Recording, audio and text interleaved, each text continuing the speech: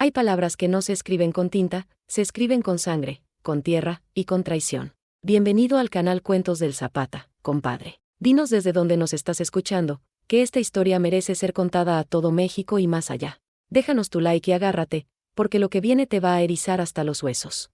Esta historia ocurrió cuando la revolución aún respiraba pólvora en el aire, y el sol caía como plomo sobre los campos del sur. Era abril de 1919, y mientras las campanas de la libertad seguían sonando en algunos pueblos, en otros lo único que se oía eran los gritos de los traicionados.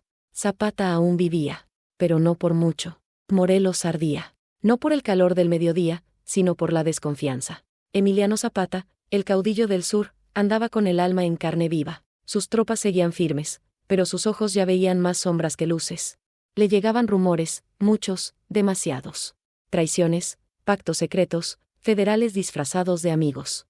Y en medio de todo eso, una carta que él mismo escribió, con mano temblorosa pero corazón de piedra. Esta no es una carta para mis soldados, ni para mi familia. Esta es una carta pa'l que sobreviva a todo esto, pa'l que todavía crea que la justicia no está muerta. La carta la guardó en una bolsita de cuero, y la cosió por dentro de su camisa. Nadie sabía lo que decía. Nadie, excepto un viejo escribano que juró guardar el secreto hasta su muerte. Pero, ¿por qué Zapata escribió aquella carta justo 3 días antes de su asesinato en Chinameca?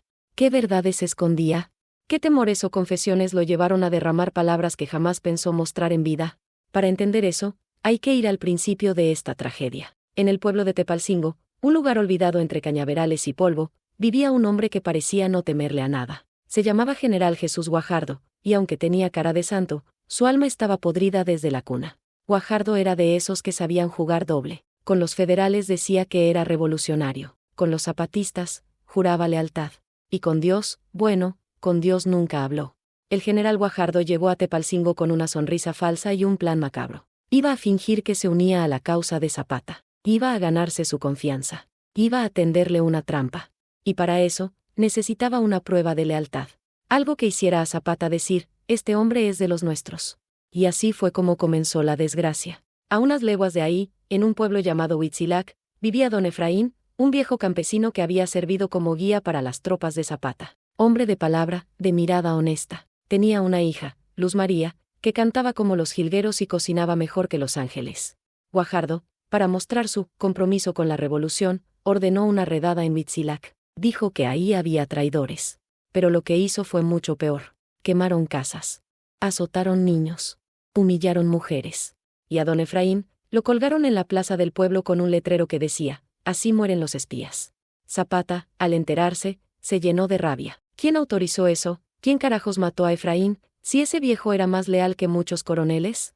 Ahí fue cuando apareció Guajardo, con el rostro de cordero. Mi general, fui yo, pero solo cumplí órdenes.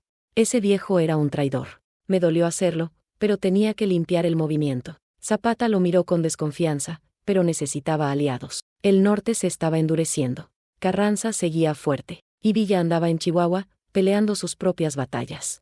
Está bien, pero te quiero cerca, Guajardo, donde pueda verte los ojos. Guajardo sonrió, y ahí mismo, empezó a cavar la tumba del caudillo del sur. Zapata no confiaba en nadie, pero tenía un don para ver la verdad en los ojos.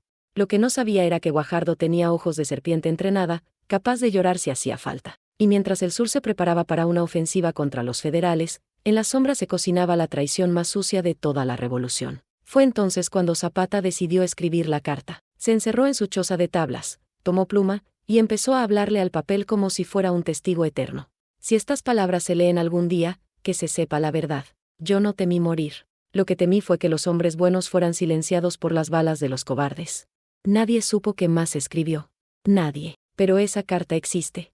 Y lo que estaba escrito ahí, compadre, te va a dejar boquiabierto. Y fue ahí, en ese silencio espeso, donde comenzó el final de Zapata. Pero antes de su muerte, Pancho Villa recibió una noticia que lo hizo montar a toda prisa, con los ojos llenos de furia. Porque aunque Villa y Zapata peleaban en frentes distintos, el respeto entre ellos era de otro mundo. Y cuando Villa supo lo que estaba pasando, no descansó hasta hacer justicia. La traición no se grita, se susurra entre brindis de mezcal y apretón de manos sucias.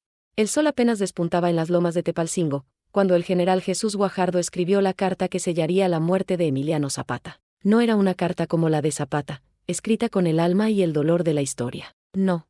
Era un papel frío, práctico, como su corazón, una carta dirigida directamente a Venustiano Carranza, el presidente traidor que había prometido libertad y entregado cadenas. Misión en curso. El sujeto confía. Fecha y lugar listos. Chinameca será su tumba. Guajardo no temía a los fantasmas de la revolución. Temía a no tener poder. Temía ser uno más. Y para eso, tenía que sacrificar a un dios del pueblo. En la hacienda de Chinameca, al sur de Morelos, los federales disfrazaban su odio bajo la bandera del orden. Los soldados pulían las botas como si esperaran a un invitado ilustre. Y lo esperaban. Pero no con flores, ni con respeto, sino con balas preparadas, emboscadas cuidadas y mentiras bien ensayadas. El plan era simple: invitar a Zapata con la excusa de sumar fuerzas. Hacerle creer que Guajardo se había rebelado contra Carranza. Y una vez dentro de la hacienda, disparar sin preguntar. Pero para que ese plan funcionara, hacía falta algo más: convencer al pueblo. Por eso, Guajardo empezó una gira de mentiras por los pueblos zapatistas. Llegaba con banda, con pan dulce, con promesas. Zapata y yo ahora estamos del mismo lado, compadres. Ya no hay diferencias. La tierra será para el que la trabaja. Muchos creyeron. No todos. Los viejos revolucionarios lo miraban de reojo. Uno de ellos, Manuel, el Tuerto, Galeana, veterano de 1000 batallas junto a Zapata, fue el primero en alzar la voz: ese hombre tiene el alma tiznada. Mírenle los dientes cuando sonríe. Brillan como navajas, pero su voz se perdió entre el ruido de la banda y los discursos bonitos. Los pueblos tenían hambre. Querían creer. Mientras tanto, Zapata estaba cansado. No del cuerpo, sino del corazón. Había perdido hermanos, amigos, tierras, y seguía luchando. Ya no soñaba con gloria, sino con dejar algo que resistiera el olvido. Por eso, cuando recibió la carta de Guajardo, escrita con palabras dulces y firmada con traición invisible, dudó por primera vez. ¿Y si este sí es uno de los nuestros? ¿Y si, por fin, podemos unirnos y echar abajo a Carranza? Fue entonces cuando el mensajero llegó desde el norte, un jinete con el sombrero lleno de polvo y el pecho ardiendo por el camino. Era hombre de confianza de Pancho Villa. Traía más que noticias, traía advertencias. Mi general, Villa dice que no se fía de Guajardo. Dice que lo han visto bebiendo con federales en secreto, que tiene trato con los carrancistas. Zapata se quedó mudo. Miró la carta de Guajardo. Miró al mensajero. Y luego miró al horizonte. Villa, siempre tan desconfiado, pero siempre tan certero. A pesar de la advertencia, Zapata decidió ir a Chinameca, pero no por ingenuo, sino porque quería mirar a Guajardo a los ojos y descubrir la verdad por sí mismo. Antes de partir, sacó la carta que había escrito días antes. La leyó una vez más, y con tinta roja, al pie del texto, escribió una última línea: si caigo, que se sepa esto, no fui traicionado por mis enemigos, fui traicionado por quien usó la palabra revolución para disfrazar su ambición. Cosió la carta de nuevo en su camisa, montó su caballo, y se fue al encuentro de la sombra. Mientras eso ocurría, en Chihuahua, Pancho Villa reunió a sus hombres en la cueva de la Coyotera. Había recibido información de sus espías en el sur. Sabía que algo andaba mal. Y aunque él y Zapata no siempre se entendían, lo respetaba como a un hermano de sangre. Zapata puede ser terco, pero no merece morir por confiar. Ensillen los caballos: si ese Guajardo toca a Emiliano, juro que lo voy a colgar con sus propias medallas. Villa no esperó más. Salió del norte rumbo al sur como un vendaval de pólvora y promesa. Pero ya era tarde. Porque en Chinameca, el diablo ya había marcado su lugar en la historia. Guajardo afilaba su sonrisa. Los soldados escondían rifles detrás de los muros. Y la hacienda, que antes había sido símbolo de opresión terrateniente, estaba por convertirse en un altar de traición. El reloj marcaba el mediodía del 10 de abril de 1919. Zapata, vestido de charro, con la mirada alta y el corazón inquieto, cruzó el portón de Chinameca, sin saber que cientos de fusiles ya estaban apuntando. Cuando matan a un hombre como Zapata, no muere solo, muere una esperanza en cada campesino. El mismo día que Emiliano Zapata montó rumbo a Chinameca, en los campos de Huitzilac, la tierra seguía oliendo a humo y cenizas. Las chozas quemadas parecían esqueletos de madera. Y en medio del desastre, Luz María, con la ropa rasgada y los ojos secos de tanto llorar, enterraba lo poco que quedaba de su padre, don Efraín. Aquí está mi viejo, sin justicia, sin sepultura digna, solo con la dignidad de haber sido honesto hasta el final. Los vecinos del pueblo se acercaban uno a uno, sin palabras. En esos tiempos, el silencio dolía más que los gritos. Don Efraín había sido un símbolo para los campesinos de la región. Fue quien enseñó a los niños a leer usando los versos de la Constitución.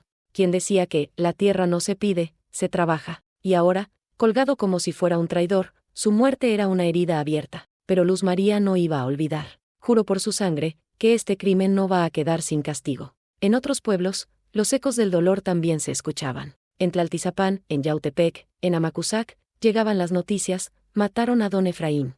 Dicen que fue Guajardo. Zapata va rumbo a Chinameca. Dicen que es una trampa, pero ¿qué podían hacer los campesinos? ¿Armarse con machetes oxidados? ¿Enfrentar rifles federales con palas y palos? No tenían armas. Pero tenían memoria. Y cuando el pueblo recuerda, el verdugo tiembla. Entre ellos había un joven llamado Mateo, hijo de arrieros, quien había visto a su madre morir de hambre mientras los federales saqueaban las cosechas. Mateo tenía apenas 17 años, pero el alma le ardía como a un viejo revolucionario. Si a Zapata le hacen algo, me voy con Villa. Me da igual morir, pero no voy a quedarme viendo cómo entierran al último hombre decente que nos queda. Y como él, cientos de jóvenes empezaron a moverse. De a poco, en silencio, armaban redes, pasaban mensajes, se juraban lealtad. No eran soldados. Eran el alma viva del pueblo. En la vieja iglesia de Jojutla, un cura anciano llamado Padre Tomás rompió con el sermón tradicional y gritó desde el altar: hoy no vengo a hablar del cielo. Vengo a decirles que, si no cuidamos a nuestros hombres justos, Dios no va a bajar a salvarnos. Y al final de la misa, dejó una carta anónima en el buzón del cuartel zapatista: Guajardo es Judas. Chinameca será el Gólgota. Pero las advertencias eran muchas, y el tiempo poco. Zapata seguía su camino. Sus hombres, fieles, marchaban a su lado sin saber que caminaban hacia una ratonera. Uno de ellos, Felipe Amaro, viejo coronel, se acercó a Emiliano y le dijo: mi general, no me gusta esto. Hay olor a engaño en el aire. Zapata se detuvo. Miró el horizonte. El viento soplaba raro. Las aves no cantaban. Felipe, si nos toca caer, que caigamos de pie. Pero quiero ver a Guajardo a los ojos antes de juzgarlo. En el norte, Pancho Villa seguía cabalgando. Sus hombres estaban furiosos. Habían interceptado una orden secreta de Carranza, firmada por su puño y letra: Zapata debe ser eliminado antes del mes de mayo. El sur debe pacificarse a cualquier costo. Villa apretó la carta entre sus dedos como si fuera el cuello de un traidor. Carranza va a pagar caro esto, y ese Guajardo, lo voy a hacer tragar sus medallas. Pero el desierto es largo, compadre. Y el tiempo, cruel. Esa misma tarde, mientras los federales afinaban su emboscada en Chinameca, Luz María, Mateo y un puñado de campesinos se reunieron bajo un mezquite sagrado. No tenían armas. Pero tenían rabia. Y una causa. No somos soldados. Pero somos hijos de esta tierra. Y si Zapata muere, vamos a seguir su voz hasta el último día. Luz María sacó de su bolso la libreta vieja de su padre. Estaba llena de frases. De sueños. Mi padre no murió por nada. Zapata no va a morir en silencio. Si él cae, seremos su eco. Y mientras tanto, compadre. Zapata cruzaba las puertas de la hacienda de Chinameca, sin saber que ya lo estaban apuntando. Sin saber que la historia estaba a segundos de cambiar para siempre. Sin saber que, en su pecho, una carta lo esperaba todo. La traición no siempre grita, a veces sonríe y te invita a pasar, como si nada. El 10 de abril de 1919, el sol caía con furia sobre Chinameca. La hacienda, un edificio de paredes blancas y tejas rojas, parecía dormida bajo el calor, pero dentro, la traición respiraba con cada sombra. Zapata llegó montando su caballo, elegante, con la mirada firme y la chaqueta cargada de medallas de la revolución. Sus hombres seguían detrás, confiando ciegamente en él, como si su sombra fuera un escudo invencible. Guajardo, compadre, te he escuchado mucho. Es hora de que hablemos cara a cara. El general Jesús Guajardo apareció desde la puerta principal con una sonrisa de cordero, pero los ojos de serpiente lo delataban. Mi general, qué gusto verte, pensé que tardarías.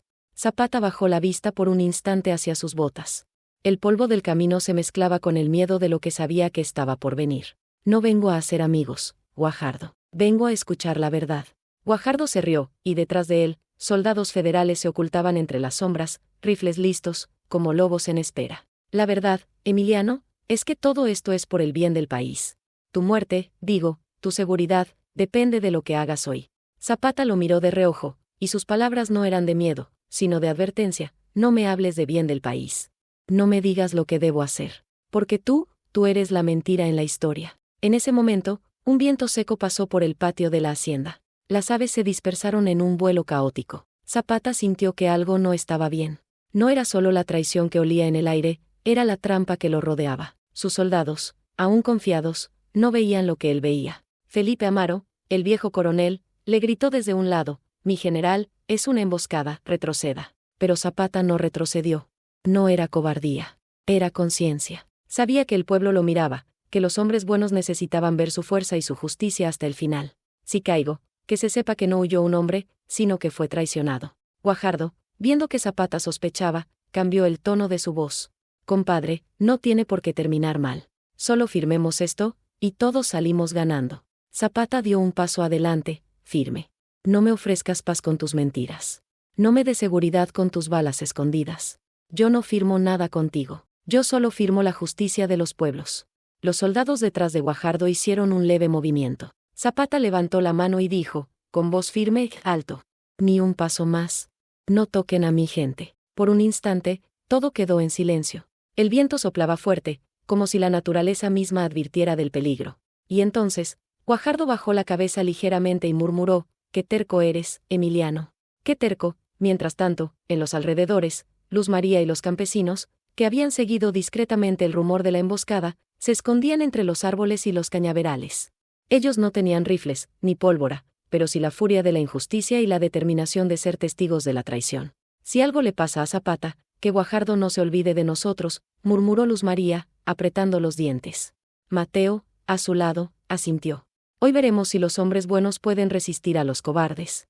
Si no, que la tierra recuerde quién traicionó a Emiliano». Dentro de la hacienda, Zapata sintió que la tensión era casi palpable. Se acercó a Guajardo, y con voz baja, pero cargada de fuerza, dijo: «Sé que planeaste esto. Sé que tus soldados están listos para disparar. Pero te doy un consejo: recuerda siempre que la justicia se cobra, tarde o temprano». Guajardo se rió, pero fue un risa que no llegó a sus ojos. «Si tanto sabes, ¿por qué no haces algo?». Zapata no respondió con balas. Respondió con mirada. Una mirada que decía más que 1000 disparos. Una mirada que prometía justicia, aunque el cuerpo cayera. Y mientras el sol golpeaba la hacienda, el destino comenzaba a moverse. Cada sombra se alargaba, cada susurro de viento parecía un presagio. Los federales se tensaron. Zapata se preparó. El tiempo se detuvo. Pero lo que nadie sabía aún era que la carta que Zapata llevaba consigo, la que había escrito días antes, contenía instrucciones y palabras que cambiarían la historia incluso después de su caída. Era un mensaje no solo para Villa y los suyos, sino para todos los que luchaban por justicia. Un mensaje que debía sobrevivir a la traición. Y así, compadre, mientras Zapata se encontraba cara a cara con Guajardo, el futuro de la revolución y el corazón de los campesinos pendían de un hilo invisible. Cuando el viento sopla fuerte, no se puede detener, y la justicia tampoco. En Chihuahua, Pancho Villa se encontraba rodeado de sus hombres más leales. La noticia de la emboscada planeada contra Zapata había llegado como un rayo, rápido, implacable, devastador. Villa, con el rostro duro y los ojos encendidos por la rabia, no necesitó palabras largas: «Prepárense, nos vamos al sur. Zapata puede estar en peligro y yo no permitiré que lo toquen». Los oficiales se miraron entre sí. Sabían que Villa no hablaba en vano. No era la primera vez que corría riesgos imposibles. Y sabían que su jefe no descansaría hasta hacer justicia con sus propias manos, aunque tuviera que atravesar el desierto y los cañaverales cargado de polvo y pólvora. Mientras tanto, en los caminos de Morelos, Zapata seguía enfrentando la traición de Guajardo. Pero él, fiel a su estrategia, mantenía la calma. Sabía que la paciencia es la mejor arma de un revolucionario, y que incluso en la boca de la traición, la verdad puede abrirse paso. En su pecho llevaba la carta que había escrito días antes, palabras que no eran simples frases, sino instrucciones veladas para quienes vinieran después. Era un legado secreto, un mapa hacia la justicia que sobreviviría a la emboscada, a las balas y al tiempo. «Si alguien llega después de mí, que sepa cómo actuar», murmuró. En ese momento, los espías de Villa comenzaron a actuar. Hombres que conocían cada camino, cada vereda, cada monte de cactus y mezquite en Morelos, empezaron a enviar señales discretas: humo desde los cerros, caballos corriendo por rutas alternas, mensajes cifrados entre los campesinos. Villa, recibiendo los informes, sonrió por primera vez en días. «Bien, esto se va a poner bueno, cada traidor va a sentir lo que es la justicia de verdad». Se decidió entonces el plan: Villa y sus hombres no atacarían a ciegas. Iban a coordinarse con los pocos supervivientes y testigos que quedaban, usando su conocimiento del terreno y la información de los campesinos. En Huitzilac, Luz María y Mateo seguían siendo testigos silenciosos. No podían interferir directamente, pero sí podían guiar a los hombres de Villa y dar la ubicación exacta de Guajardo y sus soldados. Era arriesgado, pero la conciencia y la memoria de don Efraín los empujaba: si la justicia no viene de alguien, entonces nosotros tendremos que abrirle el camino. Villa, mientras tanto, estaba obsesionado con asegurarse de que Guajardo pagara por sus crímenes. Sabía que matar sin sentido no servía. La violencia debía tener propósito: enseñar que la traición tiene precio, que la justicia popular puede ser poética y definitiva. La muerte de Zapata no será en vano. Cada hombre que traiciona, cada cobarde que se esconde detrás de la autoridad, va a aprender que no se juega con los buenos. Con esos pensamientos, Villa comenzó a organizar la llegada al sur, dividiendo a sus hombres en grupos estratégicos. Algunos tomarían los caminos principales, otros se ocultarían en los cerros, y un pequeño contingente entraría por sorpresa para interceptar a Guajardo. Todo debía suceder antes de que Guajardo pudiera ejecutar su traición final. Mientras se acercaba el crepúsculo, Villa se detuvo y miró el horizonte. Podía ver las sombras de los cerros de Morelos, el polvo levantado por el viento y la silueta de los pueblos que tanto había defendido Zapata. No es solo por Emiliano, es por todos ellos. Por los que gritan en silencio, por los que lloran en sus casas, por los que todavía creen que la justicia existe. Los hombres asintieron, sabiendo que cada paso que daban no era solo un movimiento militar, sino un acto de justicia poética que resonaría en toda la revolución. Esa noche, mientras el campamento se preparaba para la marcha, Villa escribió una carta secreta a los líderes zapatistas que aún confiaban en él: si llego tarde, sigan luchando. No olviden la sangre de los caídos. Y recuerden, la justicia es un río que siempre encuentra su camino, aunque lo bloqueen 1000 presas de traición. Era un mensaje de esperanza y estrategia a la vez. Todo estaba listo para la acción. Solo faltaba un detalle: la llegada a Chinameca y el enfrentamiento final con Guajardo. Y así, compadre, mientras Villa y sus hombres avanzaban como un huracán por los caminos polvorientos de Morelos, en Chinameca, Zapata todavía mantenía la calma frente a la traición, y Luz María y Mateo seguían ocultos, listos para ser la voz de los inocentes. El escenario estaba listo. La tormenta se acercaba. Y el destino de Guajardo estaba a punto de escribirse. Los que buscan justicia no gritan, se mueven como sombras y dejan que la verdad hable por sí sola. El amanecer en Morelos trajo consigo un calor seco, que se pegaba a la piel como sudor de miedo. Pero Pancho Villa no sentía calor. Solo sentía la urgencia de salvar a Zapata y de castigar a Guajardo. Los hombres de Villa avanzaban con cuidado, montados en caballos entrenados para recorrer caminos difíciles y evitar cualquier patrulla federal. Se movían como sombras entre los cañaverales, siguiendo señales secretas enviadas por los campesinos, humo en los cerros, señales de tela colgadas en árboles, piedras marcadas en el camino. Cada movimiento debe ser silencioso. Cada paso, calculado. No podemos permitir errores, ordenaba Villa a sus oficiales. Mientras tanto, en Chinameca, Guajardo disfrutaba de la confianza de Zapata. Lo invitaba a cenar en la hacienda, le ofrecía refrescos, y sonreía mientras escondía sus fusiles tras las paredes. Era un maestro de la apariencia, y el viento traía consigo el aroma de la traición, pólvora que aún no se disparaba, miedo que aún no se mostraba. Zapata, sin embargo, mantenía la calma. Sus ojos recorrían el patio, las ventanas, los corredores, y su intuición no le fallaba. Este hombre cree que puede jugar con la vida de los justos y escapar. Pronto aprenderá que no hay sombra que tape el sol de la verdad, murmuró. En los alrededores, Luz María y Mateo actuaban como ojos secretos. Se movían entre los arbustos, observando los movimientos de los federales. Cada gesto de los soldados, cada risa de Guajardo, cada cierre de puerta, era informado con rapidez a los espías de Villa mediante pequeñas señales: un pañuelo levantado, una piedra colocada de cierta forma, un caballo soltando un relincho controlado.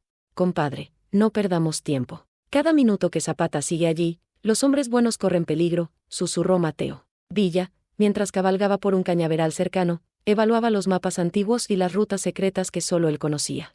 El plan era simple, pero eficaz: infiltrarse en la hacienda desde 3 puntos distintos, tomar por sorpresa a los federales y asegurarse de que Guajardo no pudiera escapar. Recuerden, muchachos, no se trata solo de matar. Se trata de justicia. Que cada golpe que demos lleve el mensaje a todos los cobardes que creen que pueden traicionar al pueblo, dijo Villa. Los hombres asentían, sabiendo que estaban a punto de entrar en la historia, no solo en una batalla más. Dentro de la hacienda, Zapata comenzó a notar pequeños detalles que confirmaban sus sospechas: un soldado demasiado quieto detrás de una ventana, un rifle mal escondido en un rincón, un crujido que no pertenecía a la madera vieja del piso. No hay paz aquí, pero tampoco hay pánico. Mantengamos la calma, dijo a Felipe Amaro, quien asintió con la cabeza, comprendiendo que la paciencia era la mejor defensa. A medida que el sol subía, los hombres de Villa se acercaban por las rutas secretas, casi tocando el perímetro de la hacienda sin ser vistos. Cada sombra se mezclaba con la vegetación, cada silbido de ave era un mensaje cifrado. Era la danza silenciosa de la venganza y la justicia, donde la vida de un hombre y la moral de todo un pueblo colgaban de un hilo. Estamos listos, mi general. Solo falta la señal, informó un espía. Villa asintió, y su mano acarició el revólver que llevaba al cinto, no con ansia de matar, sino con la certeza de que la justicia está por caer sobre los traidores. Mientras tanto, Zapata escribió en su diario secreto, sabiendo que cada palabra podría sobrevivir a la muerte, si algún día no regreso, que esta tinta hable por mí.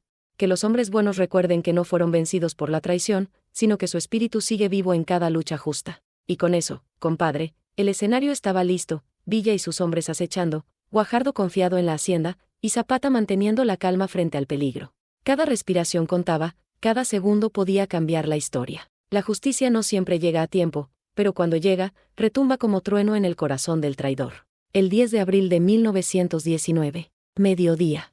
En la hacienda de Chinameca, el aire era pesado, espeso, como si el mundo contuviera la respiración. Zapata había cruzado el portón con paso firme, sin bajar la cabeza. Sus hombres lo seguían, pero él fue el único que avanzó hasta el centro del patio, como un toro que camina al matadero con dignidad. Desde los balcones, desde las ventanas, desde los tejados, más de 300 soldados federales esperaban en silencio. Todos armados. Todos con el dedo temblando sobre el gatillo. Guajardo, de pie sobre la escalera central, lo recibió con los brazos abiertos, fingiendo afecto. Mi general Zapata, qué gusto tenerlo aquí. Venga, lo invito a pasar a la oficina, tenemos que hablar de los detalles del pacto. Zapata no respondió. Solo miró alrededor. El silencio era demasiado limpio. El patio estaba vacío, pero el miedo sudaba desde las paredes. ¿Y tus hombres, Guajardo, no vienen a recibir al compañero revolucionario? Están en tareas de patrullaje. Usted sabe, los tiempos son inciertos. Zapata sonrió con la esquina de la boca. Una sonrisa seca. Una que no nace de la alegría, sino del reconocimiento de la muerte. En el borde del monte cercano, Villa y sus hombres ya estaban en posición. Ocultos entre árboles, piedras y muros derrumbados. Villa sostenía un catalejo, observando la hacienda desde lo alto. Ahí está, ya entró. Uno de sus tenientes le preguntó, ¿ordenamos el ataque ahora, mi general? No. Aún no. Primero debemos confirmar si hay movimiento hostil. Si disparan a Zapata, que el cielo se venga abajo con nosotros. Adentro, los pasos de Zapata resonaban sobre los adoquines.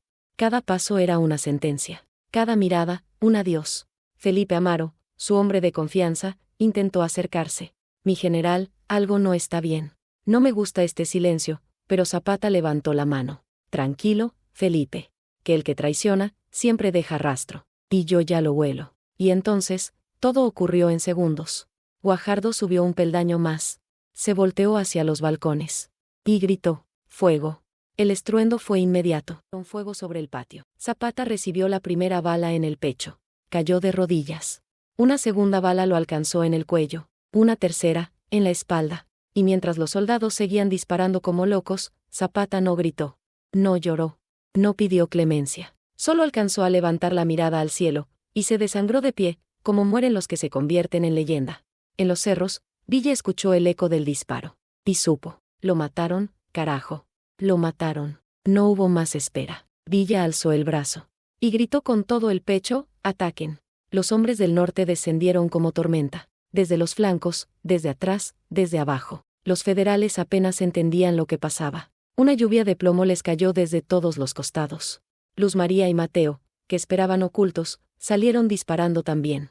Tenían solo 2 viejos rifles, pero cargados con toda la rabia de un pueblo traicionado. Guajardo intentó escapar. Corrió por los pasillos internos, tropezando, sudando, gritando órdenes que nadie obedecía. Uno a uno, sus oficiales cayeron. Uno a uno, los traidores mordieron el polvo. En el centro del patio, el cuerpo de Zapata seguía ahí. Caído, sí, pero no derrotado. Porque mientras los hombres justos luchaban en su nombre, Zapata ya era eterno. Felipe Amaro, herido pero vivo, lo alcanzó. Le cerró los ojos. Mi general, aquí estamos. No lo dejamos solo. Villa, espada en mano, entró a la hacienda disparando como un loco. Sus ojos estaban rojos. Su voz, desgarrada. Guajardo. Y allí estaba el general traidor, escondido como rata, suplicando, con las botas embarradas de miedo. No me mates, Villa, te juro que fue orden de Carranza, yo no quería hacerlo. Pero Villa no gritó, solo lo miró. Y dijo, tú mataste a un hombre. Yo, voy a enterrar una vergüenza. Lo capturó vivo, lo amarró como cerdo, y lo llevó ante todos los soldados, los campesinos, y el pueblo que comenzaba a llegar tras los disparos. Miren bien, compadres. Este es el rostro de la traición. El que vende a los suyos por una medalla, termina como perro, sin respeto y sin tierra. Y mientras la noche caía sobre Chinameca, Villa clavó una cruz improvisada sobre el lugar donde cayó Zapata. Una cruz sin nombre, porque el nombre ya no era necesario. Zapata ya no era un hombre, era una llama. El que siembra traición, cosecha juicio del pueblo. Chinameca ardía con el eco del combate. El humo aún salía de las ventanas rotas.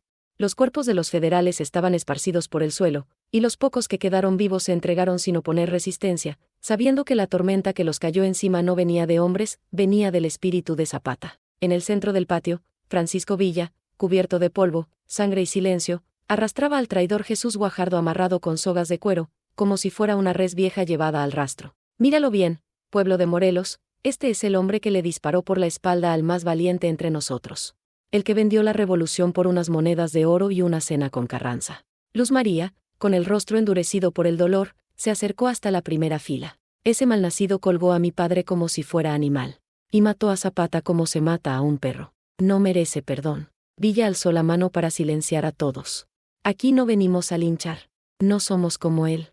No matamos por placer ni por venganza, aquí se hace justicia. Y la justicia, compadres, debe tener memoria. Los campesinos se reunieron en el centro del patio. Algunos lloraban, otros temblaban, pero todos sostenían piedras, palas, herramientas de trabajo. Eran el pueblo, los que sembraban maíz, los que lloraban a sus hijos muertos por fusiles federales, los que ahora pedían ser parte del juicio. Villa habló fuerte y claro: Guajardo, hoy te toca responder. No ante un juez del gobierno, sino ante los ojos de la tierra que ensangrentaste. Guajardo, atado de pies y manos, se revolvía en el suelo. Fui un soldado, cumplí órdenes, no fue decisión mía, Carranza me obligó.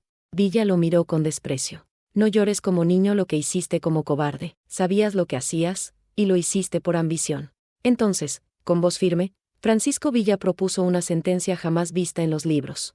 Guajardo no morirá por fusilamiento. Eso sería muy fácil. Hoy el pueblo hablará. Hoy el pueblo dictará su castigo. Los murmullos se convirtieron en murallas de voces. Justicia. Que lo juzgue la tierra. Que sienta lo que nosotros sentimos.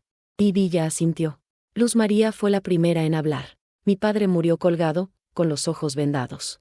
A este hombre, que le quiten la venda. Que mire a los ojos del pueblo cuando lo entierren en su vergüenza. Un anciano indígena, don Catarino, agregó: no se le fusile. Que cabe su propia tumba.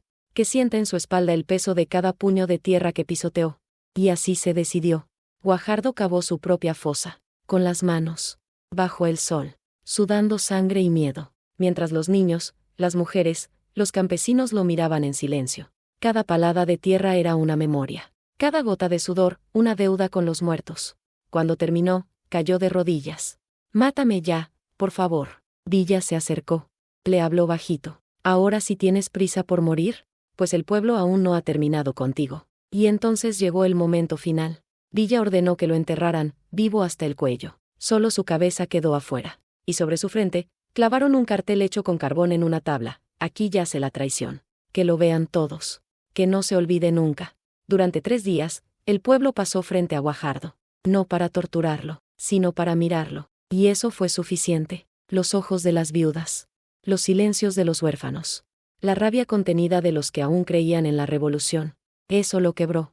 Al tercer día, murió. No de hambre. Murió de vergüenza. Murió pudriéndose en su miedo. Villa lo desenterró. Lo envolvió en un costal. Y lo arrojó a un barranco con estas palabras: no merece sepultura. Que los buitres lo juzguen. Después, volvió al lugar donde Zapata había caído. Se hincó. Sacó una pequeña caja de metal. Y dentro estaba la carta. La última que Zapata escribió antes de morir. Villa la leyó en voz alta: si estás leyendo esto, ya no estoy. Pero no me lloren. Luchen. Que mi voz se haga 1000 voces. Y que mi muerte no sea final, sino principio. Silencio. Lágrimas. Y luego, gritos. Zapata vive. Zapata no ha muerto. Zapata es pueblo. Y así, compadre, la justicia fue hecha. No en tribunales de mármol, sino en la tierra roja de Morelos, donde el pueblo gritó que nunca más se dejaría engañar. Los hombres mueren, pero las palabras que nacen del corazón justo, esas viven para siempre. Pasaron los días. El polvo de la batalla se asentó en Chinameca, pero el aire seguía pesado, como si la tierra no hubiera terminado de llorar. En el centro del patio, Villa, Luz María, Felipe Amaro y los campesinos de Morelos se reunieron en torno a un fuego pequeño. No para celebrar, sino para recordar. Villa sostenía la carta en sus manos. La misma que Zapata escribió antes de morir, la que sobrevivió a la traición, al fuego cruzado, al miedo. Con voz grave y firme, Villa la leyó por segunda vez, pero esta vez para todo el pueblo reunido. Si estás leyendo esto, ya no estoy. Pero no me lloren, luchen, que mi voz se haga 1000 voces. Y que mi muerte no sea final, sino principio. El silencio que siguió fue profundo, como si el mismo cielo se inclinara para escuchar. Entonces Villa alzó la vista y dijo: Zapata no era solo un hombre, era un principio, una semilla. Y ustedes son la tierra donde esa semilla creció. Luz María, con lágrimas pero sin miedo, dio un paso adelante. Mi padre murió por él. Mi madre también. Y aún así, no tengo odio. Tengo esperanza. Porque hoy Zapata vive en cada uno de nosotros. Un niño campesino levantó una flor silvestre. La colocó donde el general había caído. Mi abuela dice que los valientes nunca se van, solo se vuelven viento. Y entonces ocurrió lo impensable. Villa sacó su sombrero, se arrodilló, y colocó la carta de Zapata dentro de una pequeña caja de madera. Luego, con sus propias manos, la enterró junto a la cruz improvisada. Aquí queda guardada su palabra, para que si algún día el pueblo olvida, la tierra misma le recuerde quién fue Emiliano Zapata. Los presentes también comenzaron a dejar ofrendas: una reata vieja, un machete, una fotografía, un pedazo de maíz, una cinta tricolor. Símbolos de lucha, de identidad, de resistencia. En los días siguientes, la noticia de la muerte de Zapata y de la justicia contra Guajardo se esparció como incendio por todo México. Pero lo que más se repetía en los pueblos no era su caída. Era la carta. Los campesinos la copiaban en servilletas, los maestros la leían en voz alta en las escuelas rurales, los revolucionarios la cosían en sus camisas. Que mi voz se haga 1000 voces, y se hizo. Se multiplicó. Francisco Villa, ya de regreso en el norte, contaba la historia una y otra vez: yo lo vi morir con los ojos abiertos. Yo lo vi mirar al cielo como si no le debiera nada. Y juro por esta tierra, que Zapata no murió. Solo cambió de forma. Ahora es machete, es semilla, es río, es el grito que no se apaga. Años después, cuando la revolución ya no estaba en los campos, sino en los libros, la leyenda de Zapata seguía viva en los corridos, en los murales, en la voz de los abuelos que decían: aquí, donde pisan tus pies, cayó un hombre que no se vendió. Y por eso mismo, nunca se fue. Y así termina esta historia, compadre. La de un hombre que no quiso ser presidente, ni rico, ni poderoso. Quiso justicia. Y por eso, se volvió inmortal. Zapata no dejó oro. No dejó mansiones. Dejó una carta. Y esa carta, te pertenece a ti. La revolución no termina cuando callan las armas. Termina cuando se apagan las voces que luchan por los demás. Por eso, mientras existan injusticias, mientras alguien se atreva a decir la verdad, aunque le cueste la vida, Zapata vive. Zapata guía. Zapata nunca se fue.